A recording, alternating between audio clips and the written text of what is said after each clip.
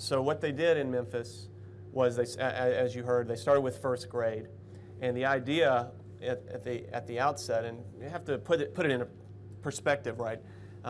This is 7 years after Brown versus Board of Education. For the first 7 years, nothing had happened. And in year 7, you have 13 out of 51,000 African American students. So it's this moment, the quote at the beginning, the John F. Kennedy quote, where the success of school desegregation reflects credit on the nation throughout the world. It's true. In Memphis, we don't go through the kind of, national sort of big, huge issue as you have in Little Rock. It's largely peaceful here. There's not a mob, as you heard. There's not a huge uproar in 1961. We get it obviously in our city a little later, and not specifically related to the schools.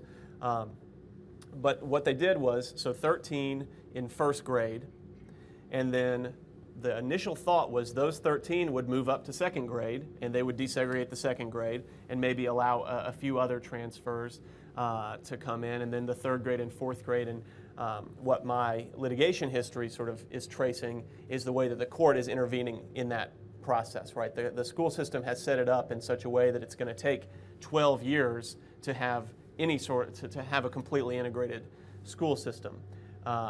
And the courts are not going to have that kind of patience with them, considering they didn't start for 7 years to begin with. The Tennessee legislature had passed a law that sort of gave a race-neutral discretion to the local school board that allowed that 0 to stay up there for so long. And then the courts over the next, I'd say, 13 years, it's a battle between the school board and the community, and the white community in Memphis largely, and the court system, trying to increase that number, trying to make this huge change happen in a productive way.